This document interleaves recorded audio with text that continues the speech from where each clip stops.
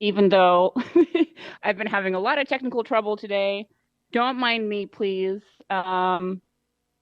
This would have been easier if my child was around because he's always at this, And and I think it's kind of part of what we're talking about today, where I, as a parent, am really can you hear me? not. Yeah, Natalia, hey. So Laura Hey. introduce you all, and then you can take it away. Yeah. Okay, great. Awesome. Oh, now I can hear you guys. Can you guys hear me too? Yes. No, my arms Now I aren't. can. My arms are not. My arms are not moving, but I'm here. When we refer to young individuals in the metaverse, it's vital to anticipate risks, each of which pose a potentially negative long-term impact were they to materialize. To mitigate these risks, we must consider the native vulnerabilities of the age group. There are possible countermeasures that stand in line with guidelines, frameworks, and standards. How can we advance a shift towards safety for all children? This next panel will shed light on whether the new iteration of the internet is a new framework for child safety. Please welcome the moderator of this panel, Natalia Antonova. Natalia is a Ukrainian-American writer, investigator, and online safety expert. She's based in Washington, D.C. Joining the panel is Trey Thomas, PhD, lead toxicologist and program manager for the Chemicals, Nanotechnology, and Emerging Materials program area in the U.S. Consumer Product Safety Commission's CPSC Office of Hazard Identification and Reduction. His duties include establishing priorities and projects to identify and mitigate potential health risks to consumers from chemical exposure during product use. Dr. Thomas has conducted comprehensive exposure assessment studies of chemicals in consumer products, quantified the potential health risks to consumers exposed to various chemicals, including flame retardants, nanomaterials, food preservatives, perfluorinated compounds, and heavy metals. Dr. Thomas played a lead role in developing the CPSC Nanotechnology Research Program and is addressing the health and safety implications of emerging technologies, including additive manufacturing, 3D printing, and wearable technologies. Dr. Thomas serves as a CPSC representative in several activities, including a federal liaison for the NAS Emerging Science for Environmental Health Decisions Standing Committee, the UL 3D Technical Advisory Board, and is the co-chair for the NNI Nanotechnology Environmental and Health Implications, which is the NEHI Working Group. Dr. Thomas received an MS from UCLA and his PhD from the University of Texas Health Science Center before completing a postdoctoral fellowship in industrial technology. We have him on. We also have Ian Drennan with us. Ian has been the executive director of the We Protect Global Alliance since its launch as an independent international institution in April of 2020. Previously, he led the UK Home Office's international response to child sexual abuse. Under Ian's leadership, the UK was out of 60 countries in the economy index.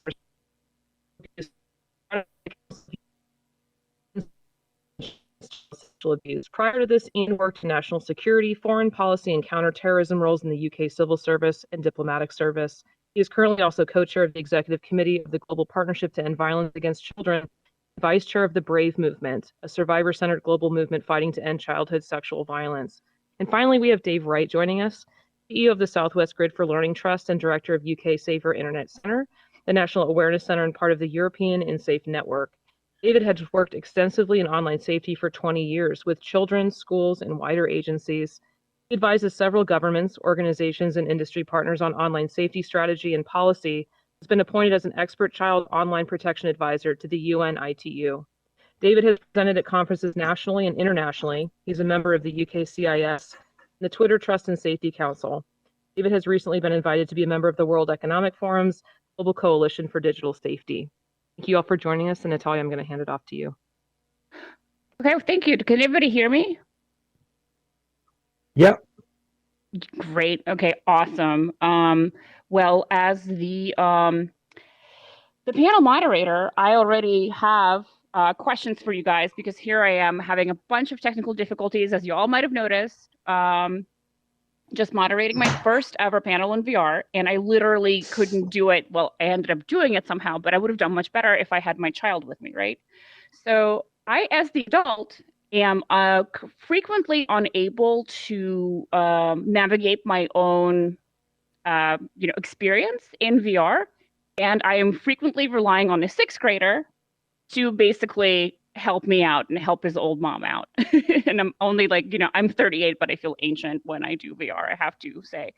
So because we're talking about children and because we're talking about current safety frameworks, I would, start off potentially with this topic. Does the rest of the panel, have you guys have had similar experiences? Do you find yourselves often relying on children or younger people when thinking about VR and especially thinking about safety of VR? And is there like already a gap between our knowledge and their knowledge that is potentially, in my opinion, it is potentially ripe for exploitation by exactly the kind of people that we want to keep kids safe from? And anybody, if you guys want to just kick it off, I'm not gonna step in unless there's a brawl, but I would love to hear your thoughts about this.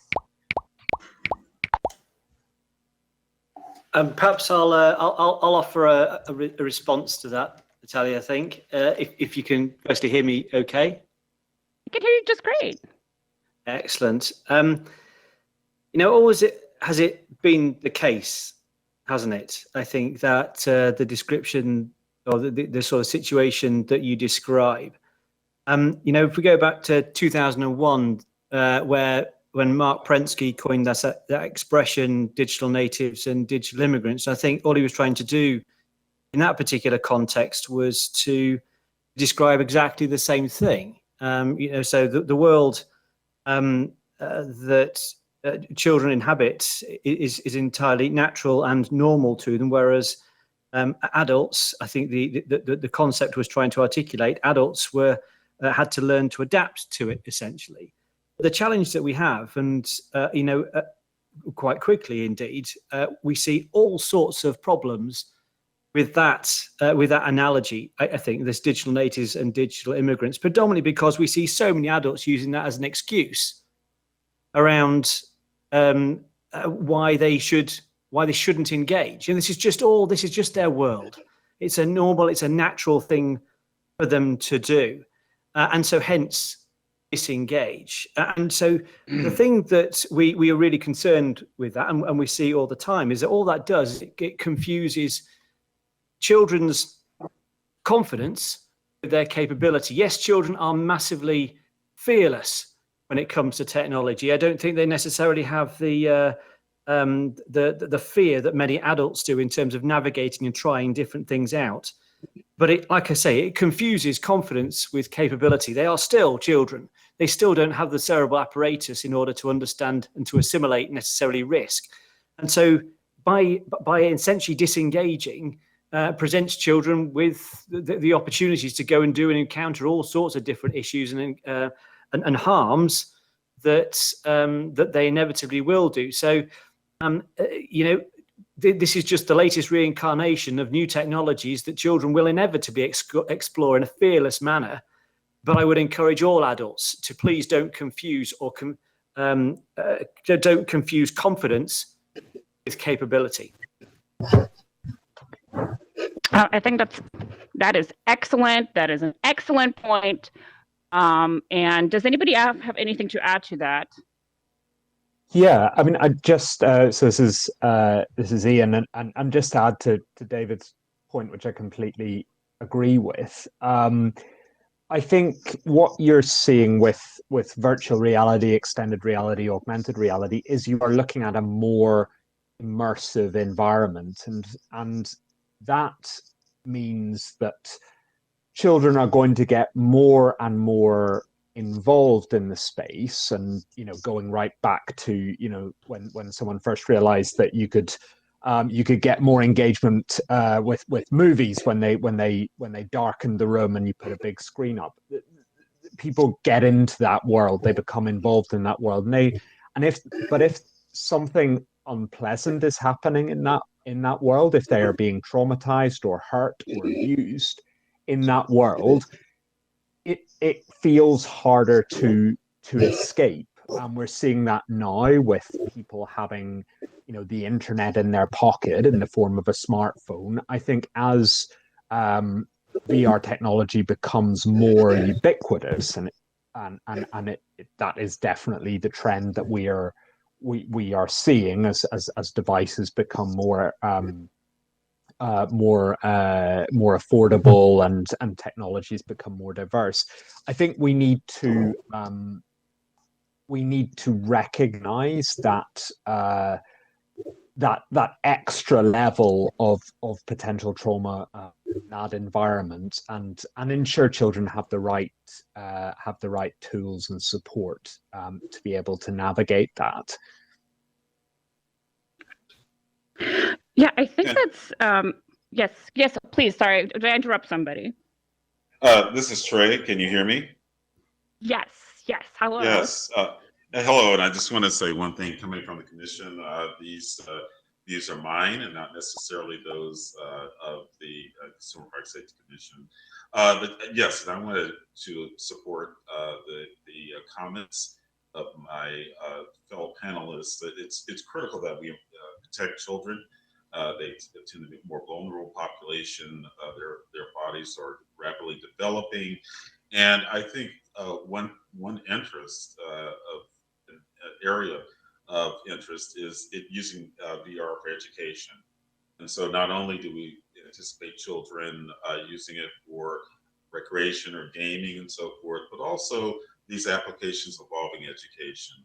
And so we need to be mindful of these applications and aware of the potential health risks and be able to mitigate them in these particular use scenarios. That's great. I'm really glad to hear that from you guys because, again, I've done a lot of work in child safety online, but definitely not in the VR space. And I'm really glad to hear that what you guys are saying is that there are people aware of the problem and aware of the fact that, as we just mentioned, children are fearless, but they're still children. And we can't expect them to do our jobs for us. Like I expected my son to do my job for me today. Well, actually, I mean, I didn't, but he had practice. I couldn't get here on time without his help. But yeah, I figured it out. I'm getting into it. I'm getting into it. And I know we had a little bit of a discussion before we went live today, and I know it was just over email, but I thought it was really fruitful and productive. And in preparing for this, I really wanted to ask you guys your opinion on, what is the role of schools in all this? Like whether it's public schools or other means of educating children. What do you think? Like, where do the schools fit into this dilemma in this situation right now? I would love to hear your thoughts about that. Again, as a parent and also as somebody who has not been as VR focused as perhaps I should have in recent times. Natalia, I'm happy to kick off again if that's okay with you. Yes, that's great. So, gosh, having worked in this space for 20 years, and particularly with schools as well. Now, clearly, schools have got a really important role in all of this. And what I wanted to share some particular thoughts.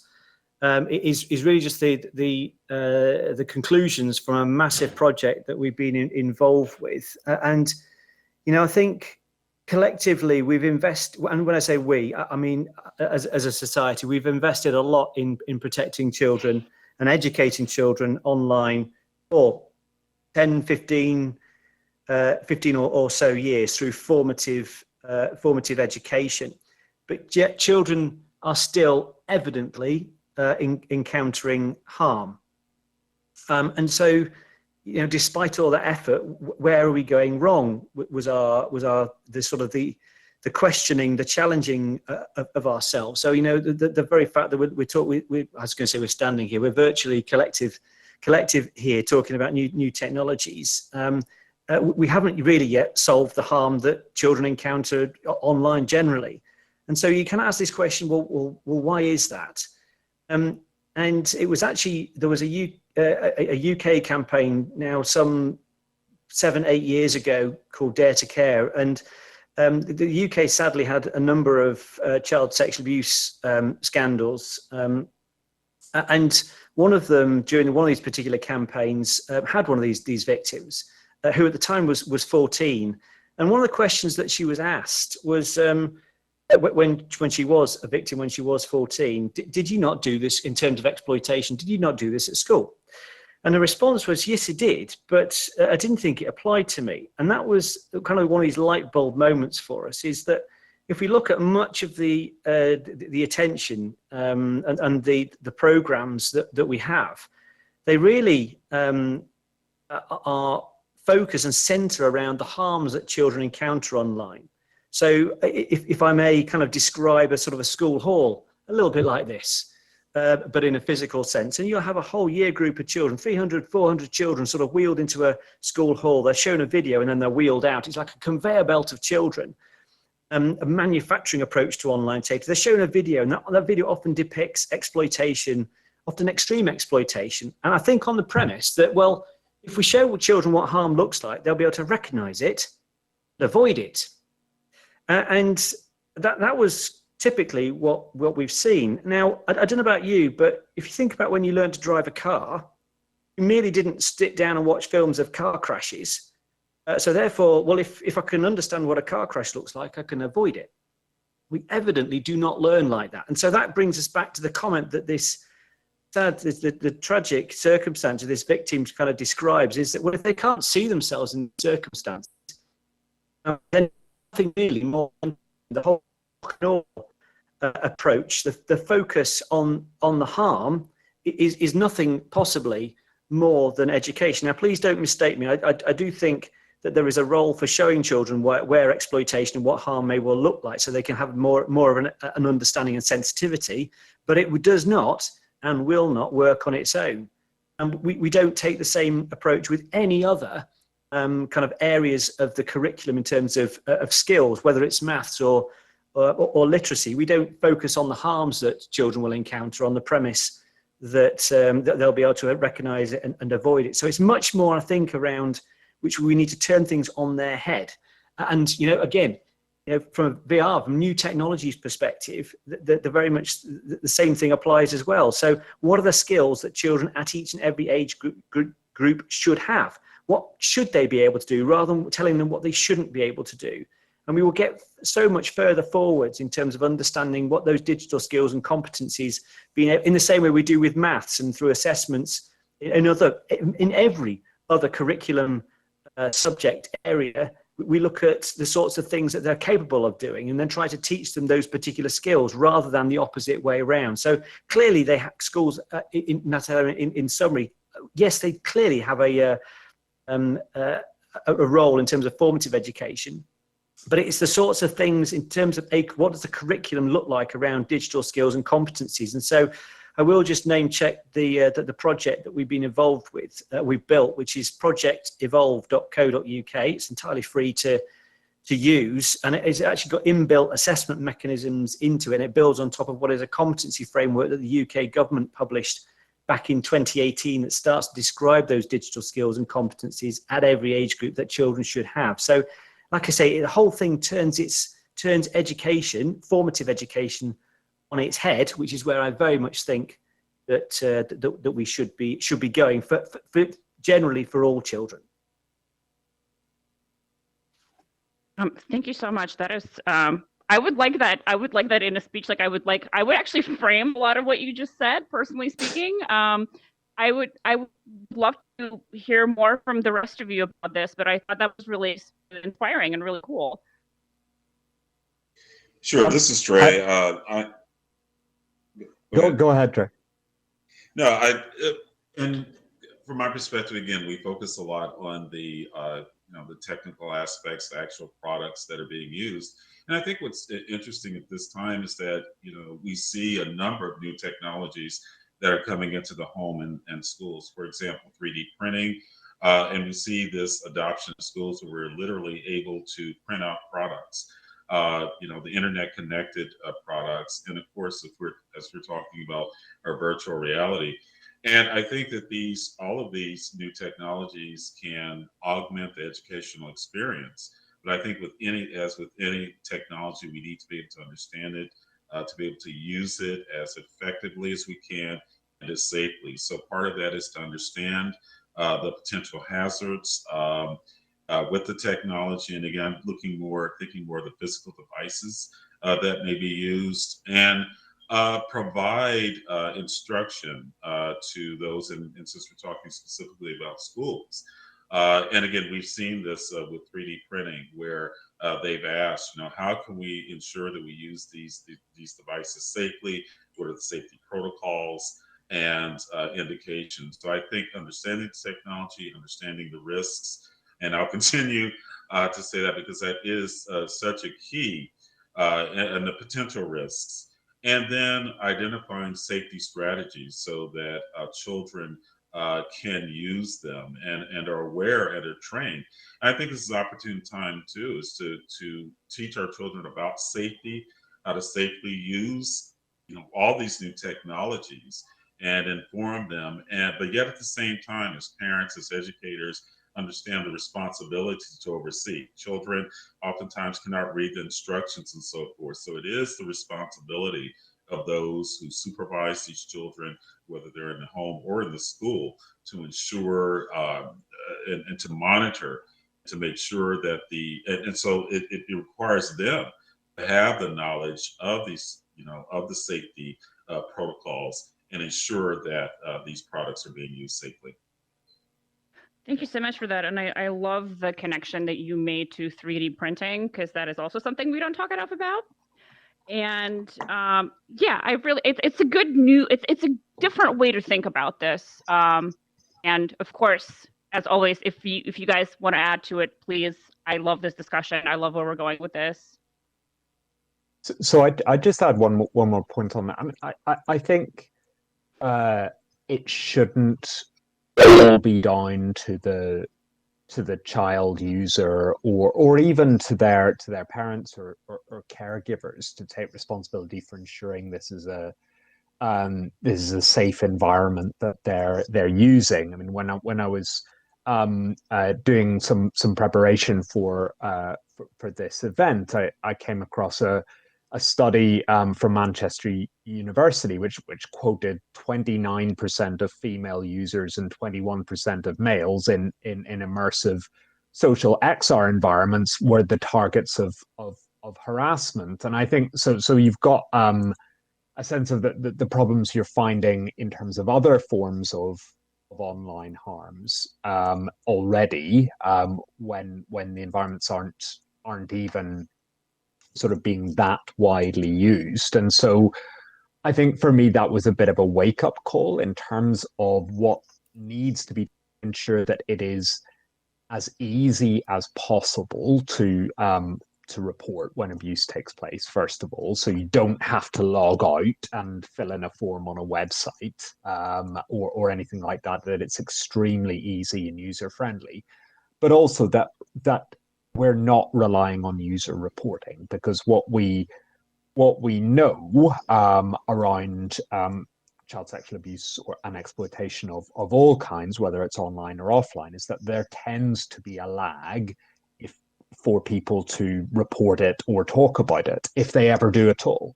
So the risk is you end up with zones of impunity or safe havens where abusive activity is taking place. So I think designing out those vulnerabilities at the development stage is the most efficient thing that can be done in ensuring that there's the best environment possible for the digital literacy, the digital education that needs to take place to bed in, so children have a safe place to go. And then connected with that, to ensure that if there are environments that are designed for children, that there are reliable ways to ensure that they are being used by children. Because if you have avatar, I could have created an avatar. I'm not sure I could actually on this platform, but I think on others I could create an avatar where I look like a child, and that will be easy to do. You are going to have a lot of pornography happening in the virtual reality space, and there will be all kinds of different avatars and things being played out in that. So it's trying to, at the design stage, put in measures to ensure that it is as safe as it can possibly be, because trying to retrofit it after the effect, or indeed relying on children themselves, is much more challenging. I love that. I love the idea. Sorry. Oh yeah, go ahead. Go right ahead. Sorry. It makes my job easier when you guys talk. Yeah, I want to follow up as well. I just wanted to pick up on something that Ian that you said as well. You know, around so teacher skills. I think, it is really important that staff have an understanding about some of the skill, some of the issues, and be sensitive, perhaps to compensate for children's lack of the awareness about some of these things. And you mentioned so clearly sexual abuse and sexual harassment. One of the things that I think this epitomizes the point that I'm making here is, despite what children will say. So if you have a problem, certainly I would challenge anyone, ask a child, what would you do if you have a particular problem? You will inevitably, from a teenager, get back is, well, I'll tell a trusted adult. That's what they'll tell you, but invariably that's not what they'll do. Data, particularly around harmful sexual behaviour, sexual abuse and sexual harassment, certainly, again, this is very much UK specific, but 2 years ago, the release of a website, Everyone's Invited, which invited those who have experienced sexual abuse or sexual harassment to post what they refer to as anonymous testimonies, highlighting and describing the abuse and the harassment that they suffered, citing the school or the university where that abuse and that harassment took place. So today there's some 50,000 testimonies posted on that website. So clearly schools have to provide not just kind of formative education, but a safe environment for those children to be in. I think last year as well, that prompted the government in England to commission the school inspector at Ofsted to undertake a review of sexual abuse in schools and colleges, and so found, quote, endemic levels of sexual abuse and sexual harassment. So it's universal and commonplace. Children find it so normal that they no longer report it. Of a survey of 1,000 children, 90% of girls and 50% of boys routinely receive unwanted sexual images. 74% of girls routinely receive requests for intimate images. It is endemic. And so hence they just kind of put that they are just not reporting it, because, Ian, as you say, it's really important that children are afforded the opportunity to report something, to tell you something. If they have no confidence in the system, they're not going to go and use those mechanisms. So I really want to support, Ian, that point that you made about reporting. It is so fundamentally important, and for not just have reporting mechanisms. Again, I'm talking about within a school environment here, but to know that they work, and so that children have confidence that that the school is going to be able to respond to those particular reports with compassion, but with trust and with confidence as well. So it's a really, really important thing that we need to challenge, not just around formative education, but making a school a safe haven, a safe place in that you described as well. Trey, do you have anything to add to that? I think you wanted to add before. I'm going to put you on the spot. No, I agree. At the schools, and clearly, I'll just reiterate the point of, providing, and I think, all of the stakeholders, those that manufacture the devices that may be used to contact the internet and the metaverse, as well as it's all the stakeholders, must do their duty, so to speak, in ensuring that, yes, that the responsible development of the technology, developing devices that don't pose a hazard, and then what hazards may be, that again we do understand them, and that we provide information, and in this case the schools, so that, as it's just said, that we can provide a safe environment for children. So I don't know what anybody's age is here. I'm a elder millennial, I guess, aging millennial, geriatric millennial, whatever you want to call me. I mostly grew up on the internet, right? And this is just my remarks. You guys don't need to engage them if you don't want to, but I feel like we grew up with this idea that it's just the internet. It's how the internet is. If you don't want to receive harassment or threats, or if you don't want your content used in a malicious way, well, don't be online and don't use content. And we grew up with this system, and I feel like right now, well, actually now I do have a question for you guys now that I thought about it, and it's going to be kind of a provocative one, but I feel right now there is a big battle going on over what is and isn't okay. I believe we're seeing it on Twitter. It's going to come to the metaverse, I think, one way or another. It's this idea that, like on one hand, we have a very politicized debate about like what grooming is, for example. And you can see it. There's a lot of usual suspects, which I will not name right now. I don't want to like go down that road, but I will point it out that we do have this debate. I think after years of saying it's just the internet and you need to like just put up with it, we're beginning to see real harms. We're beginning to we have the data on this. We can quantify it after years and years of us being online, of our kids being online. We have the data to say that no, like we do need safety frameworks, especially for children. And it's a hotly debated issue. If you know what's going on Twitter, Kavya and I met on Twitter. This is how we got to know each other, for example. And I think we both know what's happening there right now. I guess my question to the panel is what is that framework? What is are we building the right kind of framework right now online in general? Is this debate about safety and appropriate content and speech on Twitter, is that going to spill over into the metaverse at some point? Is this grooming debate, is it coming to the metaverse? I guess that's what I want to hear from you guys. Is this something that we are also going to be dealing with in VR? Like, what are your thoughts about that, if you have them?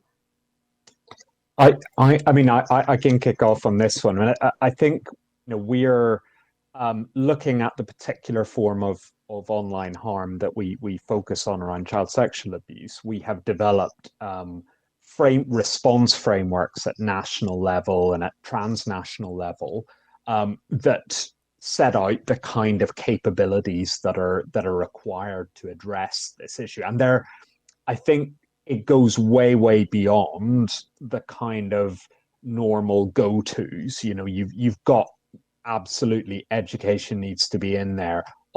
Obviously, you've got to have law enforcement, you've got to have legislation, but also there are things like having support and redress for victims and survivors. You've got also addressing some of the underpinning societal issues that are feeding these kinds of harms, because they don't exist uniquely in the online space. And children now, as David said right at the beginning of the panel, are existing kind of seamlessly between the online and offline world. And as a fellow geriatric millennial, we kind of, I remember a world pre-internet. It kind of came in when I was at school, when I was at university, and it was, as you say, it was a device that used it. It was something that was more instrumental. Whereas now, it's more all-consuming, and that can mean when something goes wrong, it's harder to escape. And I think that will be VR is an enormous intensifier to that, because you're not just looking at a screen, you're in there.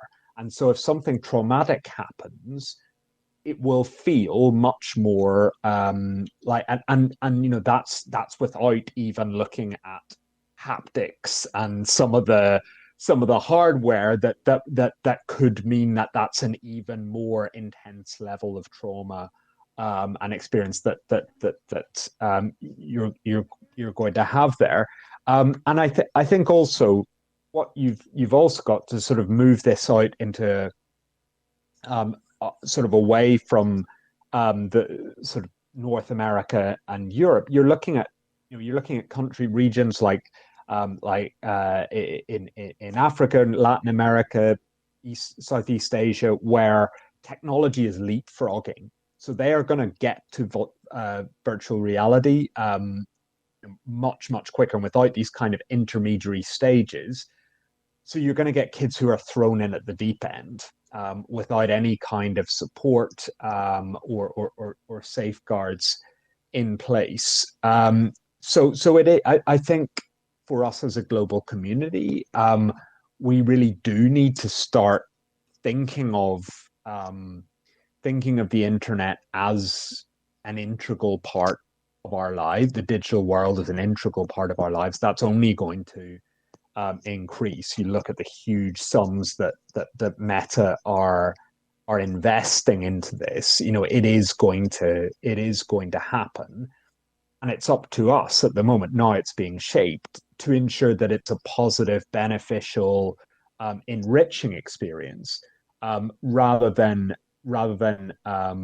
one which is under-regulated and where vulnerable groups are more at risk.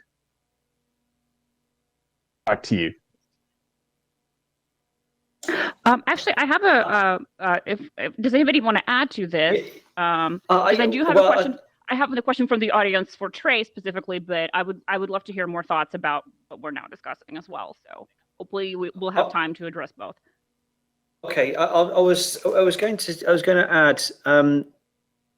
So generally, we're talking about children here as if children are all the same, and evidently they aren't. So the complexity that introduces, clearly different ages. We see different children being more vulnerable. So just look at children with additional needs. All the research points at those at most risk online and those at most risk offline, in terms of, so children who may be care experience, and maybe under some form of care or some form of challenge, or indeed disability. All the research just kind of discloses just about the amplification of that vulnerability and encountering harm online. Violence against women and girls, we see massively gender disproportionately affecting, or harm and abuse disproportionately affecting women and girls online. Ian's absolutely right. Again, we're talking perhaps from a Western perspective, in different countries and in different situations, circumstances. But I would also add that whilst we have generally consensus around what is illegal content online, but content can still be very harmful, even if it's legal content, which I think you actually kind of exemplify the sorts of comments that are being made online. We again routinely, we as actually a charity, we operate 3 helplines in the UK that directly and indirectly support victims of harm online, and see this harm happening every day. So the impact of suicidal content, for example, on children, particularly on girls. A number of examples of where children have taken their own life because of the content they're exposed to. And so the notion of kind of a duty of care on platforms, and the virtual world should be no different, should it not? As Ian again quite rightly says, this is much more immersive, and you're much more connected to it. I'm virtually standing here. I'm not entirely sure which way I'm pointing, but so thinking about platforms, the environments that allow people in. Again, you take this back to a school perspective. When you go into any school, typically you get a palpable sense of safeguarding, the discharge of their duty of care to children, whether that's because the doors are locked, or you've got to sign a register, or you've got to be escorted, or you've got lanyards. There's locked doors around the place. That's just a palpable sense of their discharging a duty of care to safeguard their children, so that any particular harm is actually much better managed. So why should we not do the same in different environments, be they virtual, be they immersive, or whatever they may well be? That same sense of protection of particularly of children, but I will also extend that into anyone who encounters harm online. Thank you. There's so much to think about here. This is Trey. I just want to, and again, panelists have been so thorough. One thought I would pose is the intensity of the experience, and I think both of the panelists have said that. We're still at the nascent stages of the VR technology, but as I've seen, there are technologies that will add olfactory or odor to the experience, where you have suits that will bring more sensation. So I think as we move forward, we need that if there are traumas that could be experienced, I think this question of are they intensified versus just a visual and auditory experience that you have from a typical video screen. These are going to be much more intense experiences, which is intended to do, in a positive measure. But again, if we're talking about the dangers and potential hazards, we certainly need to be aware and cognizant and be able to address that in other experiences that are less positive are perhaps more intensified as well, particularly again as this technology progresses and becomes more immersive and involves more of the senses and is more reflective of the real world. Yeah, well, that actually brings me really nicely to our audience question today, which is directed at Trey.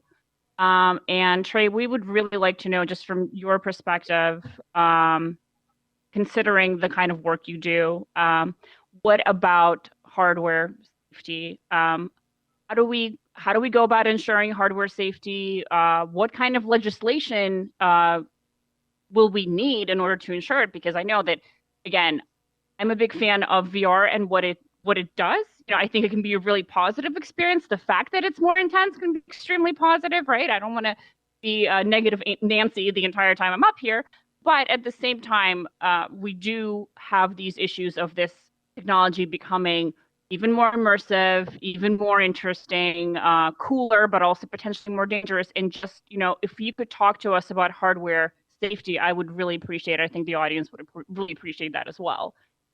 Sure, it's critical that again we look at hardware safety.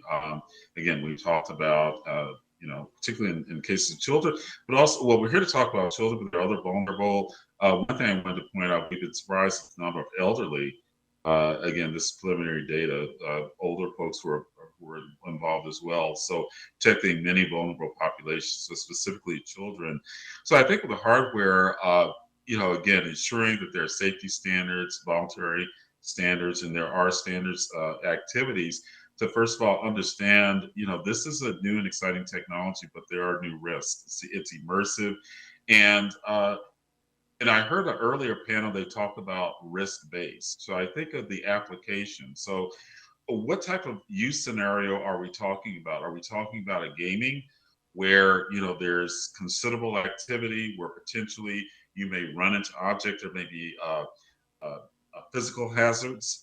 Also, the fact that we have lenses very close to our eyes. So could there be damage to the eyes, to neurological systems? So we need to be aware, again, if you have something that's more active versus potentially something, and there's also heat. If you're sweating, for example, and there have been incidents where chemicals may migrate out of the material matrix. And again, right now we have mostly headsets, but as we see more immersive, where you have full body, equipment, this idea of biocompatibility. We're covering, literally wearing these electronic devices on our bodies. So we want to make sure that the materials are safe, that they don't cause skin irritation or that they don't cause other effects. Again, I mentioned the potential physical hazards. And again, going back to that idea of the application. So if we're not gaming, are we in an educational setting where again, perhaps it is, not as intense in terms of its movement and activity, but it may be for a longer term. Are we looking at for several hours where you're in a learning environment? So I think that that's going to be key, is not only the device, understanding the components. I mentioned earlier also, if we're getting into things like odor and there are chemicals involved, what are they? And ensuring that they don't pose a risk, unreasonable risk to the user. And again, this idea of the application and ensuring that we understand the risks and how they may differ depending on the use and the application of the device.